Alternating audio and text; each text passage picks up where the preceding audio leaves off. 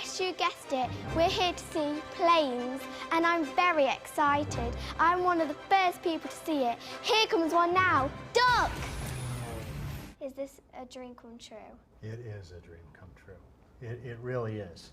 Yeah, can you imagine? So you're 10 years old, so I was about your age, and I was doing those sketches right there. Those are a few of them. And now here I am, you know, a grown man, and there's a Walt Disney movie that's about airplanes that I got to direct. Can you imagine? I mean, so yeah, it's truly a dream come true, and I feel very fortunate that it worked out that way. For the first time ever, we have a crop duster in the race. And he's gonna die. Dusty, you're going up against the best racers in the world. I'm afraid of heights. That airplane needs some help. Y'all know that, right? Yeah. What's the most exciting thing that you have learned about planes? Planes are a lot of fun. Flying is a lot of fun. I mean, did you like your flight from London to over here? Yeah. It's a lot of fun. So everybody loves airplanes. I love airplanes. I loved them since I was a little kid. So when I heard that they're going to be making a movie about planes in the Cars world, it was one of the coolest things that I ever heard. I write a lot of stories myself. Is it hard for you to sit down and write all day? Do you have to go somewhere quiet to write? Yeah, writing can be very difficult sometimes when you're having writer's block or you have an idea but it's only sort of halfway there and you're not sure which direction to take it. I can walk down the hall to, you know, somebody, an artist or one of the other great people working on the movie and ask them about it. Say, oh, I'm kind of thinking of this, and what do you think of that? And sometimes I'll say, oh, well, you know, if you twist it this way, or what if you added one little detail to it? Sometimes that makes all the difference. But yeah, sometimes writing is about sitting by yourself for a while, finding a quiet place, finding your own, you know, special place that you need to write and be creative. How soon do the characters start looking like the ones in the finished film? Are there different versions? There's lots of different versions of each character. It took a long time to figure out what Dusty was going to finally look like. We did probably 11 or 12 different versions of him, and each plane has to, you know, it's like an evolution. They just kind of, well, the wing's not quite right on this, or we want to change the tail shape on here, or something like that. But like Skipper, he's a real Corsair from World War II, so we knew what he was going to look like. Did you have to do any flying or go on a plane? Did that help you write the story? Well, we had to do a little bit. Yeah, we didn't have to, but we got to, which was a lot of fun. But during the course of making the movie, we got to go up in a couple different planes. We got to fly in a B-25 Mitchell, which is an old World War II bomber, to sort of get the sound and the feel and the power of what those old aircraft were like and the emotions that they evoke. Yeah, we got to fly in a few different planes, and Clay, the director, got to go on an aircraft carrier and see the planes take off and land from the aircraft carrier as well. How much fun do you have at your job?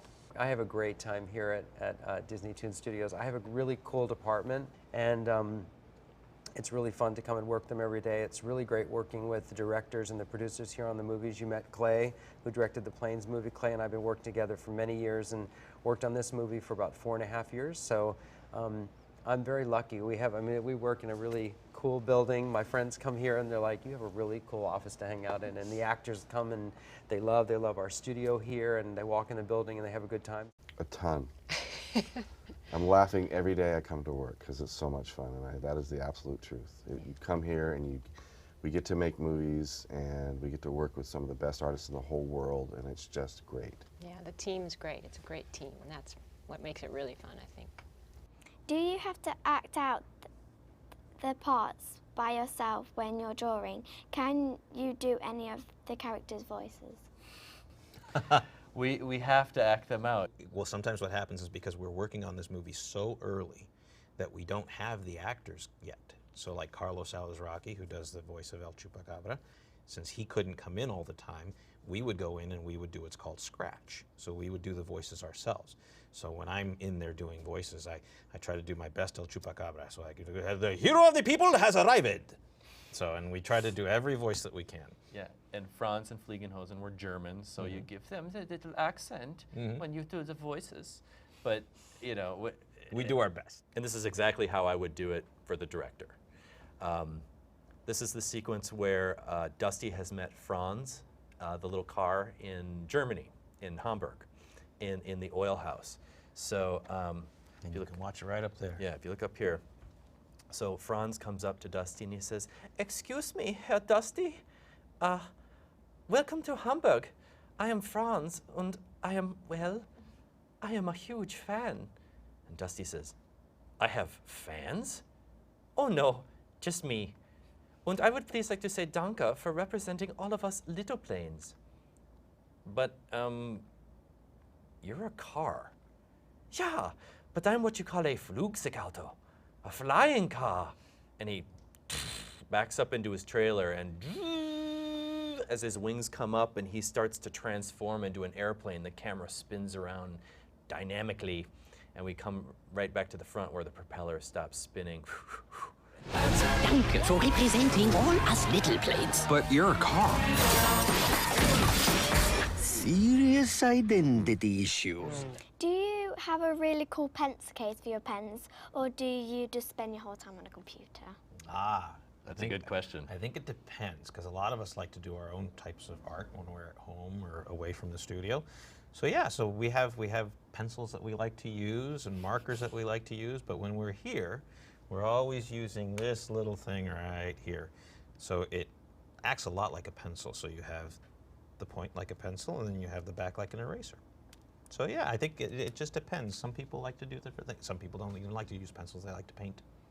It's a really compelling underdog story. Like Old Yeller. That's not an underdog story. There's a dog in it. All these little wires are all his little controls. So all these controls you use to make him move, and you can move his eyes around for his facial. You can open and lower his lids.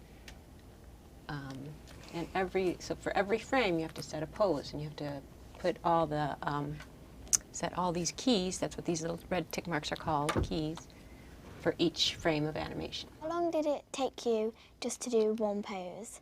Maybe 10, 15 minutes. So it takes some time. If it's a good, if it's a real important pose, you try and go for the important poses first. Then after that, it gets a little quicker once you kind of get the emotion that you want in that pose. So this wire, just give you your cursor, and you can just click on any of these wires. Like if you click on that one, you can control that. That's a good one. So if you just now hold the button down, the left mouse button, and move it around, you'll move him around. So that's easy. If you want to move his, select that circle there. That one? Yep. Now you have to just move this circle around in that square, and you'll watch, you'll see his mouth. Oh, actually, I think if you middle mouse, let me see, I can't. I do it by, I don't even think about it anymore. Yeah, okay, if you hold it down with the middle mouse button, and then move it around in there. And his tongue sticking out.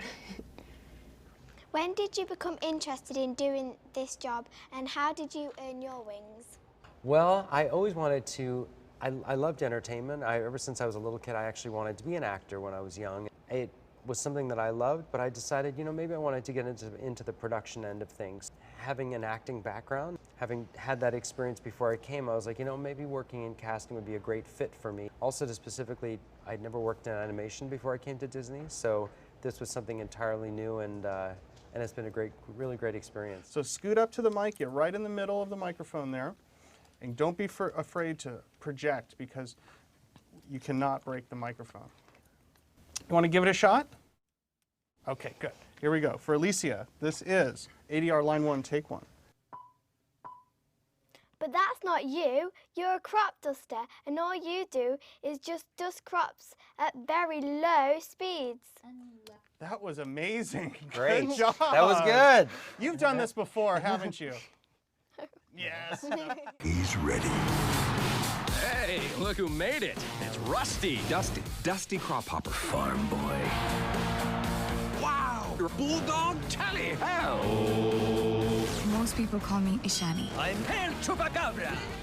Can you still enjoy films, or do you always try and figure out how they're made? Sometimes if a film is really engaging and so well done, you lose yourself, right? And you're just wrapped up in the story, and you're wrapped up in the characters. But more often than not, I'm analyzing like that story, where are they going with this? I don't know if I believe that. Like, I don't think that guy would actually think that way in this situation. Like, the story brain kind of doesn't shut off too easily unless there's something amazing and you just get swept away, you know. I always try and figure out how they're made, almost. Well, at least with animation. I'm probably guilty on both fronts, animation and live action. I'm often finding myself either getting ahead, you know, whether I'm right or wrong, it doesn't matter. I'm ahead of where they're at, trying to figure it out. But then I also, sometimes I'll just say, okay, you know what, I'm not going to try to be a filmmaker here. I just want to go in and try to enjoy the ride. And every once in a while I'm able to do that, but I still find myself, oh, that's a great camera angle. Look how they did that, you know. You take notes no matter what. Right. Yeah. Right. You know what happens when I go see an animated movie? It starts driving me so crazy because all I'm doing is thinking of who is that voice. But I love going to movies. I see a lot of movies and watch a lot of television shows because always thinking of different actors that we can use in our stuff. So I enjoy it. Just animation, I'm a little cuckoo about it. For Flying Out Loud, the day is over. I've had a great time and I hope you enjoy my interviews.